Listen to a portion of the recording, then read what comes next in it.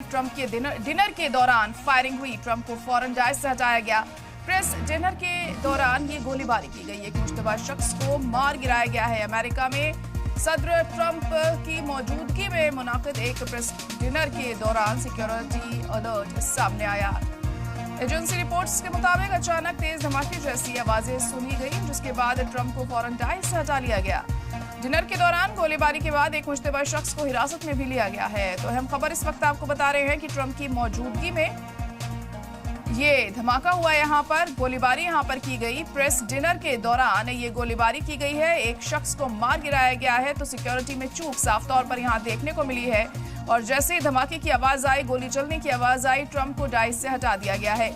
और फिलहाल एक शख्स को मार गिराया भी गया है। लेकिन ये शख्स कौन था और क्यों इसने ये फायरिंग की है? क्या इसके पीछे कोई और है या फिर यही शख्स चाहता था ये फायरिंग करना? ये तमाम ऐसे सवाल हैं जो जांच के बाद पता चलेंगे। लेकिन फिलहाल एक मुश्तबा शख्स को मार गिराया गया है। अहम खबर इस वक्त आपको बता रहे हैं, ट्रंप के डिनर के दौरान फायरिंग हुई है। ट्रंप को फौरन डाइस से हटाया गया जैसे ही गोलीबारी हुई।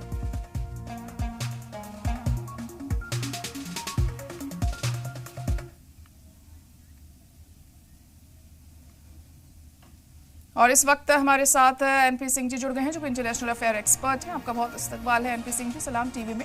और आपने भी देखा होगा किस तरीके से ये जो खबर सामने आई है, डिनर के दौरान ये जो धमाका हुआ है, गोलीबारी यहाँ पर की गई प्रेस डिनर के दौरान। आप किस तरह इसे देख रहे हैं? आखिर क्यों इस तरह की घटनाएं बार बार सामने आ रही हैं? इससे पहले भी हमने देखा था कि ट्रंप पर हमले की कोशिश की गई थी और आज एक बार फिर ऐसी ही तस्वीर देखने को मिली है।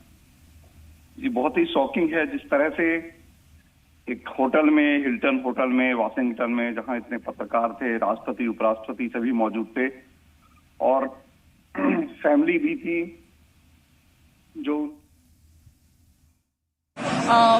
and then one by one, all his cabinet members, including Scott Bessent, Kash Patel, Pete Hegseth, Whitcock, they were all ushered out and taken to a secure place. Of course, there are reports saying that this was probably a gunman that opened fire, but we don't have any confirmed reports on that. The program is supposed to resume shortly. That's what has been announced, but we still don't have anything from the association. So overall, this was the first time that President Trump participated in this dinner. And we're just waiting for authorities to tell us what really transpired here. In Washington, D.C., from the White House Correspondents Association dinner, this is Reena Bhardwaj for ANI.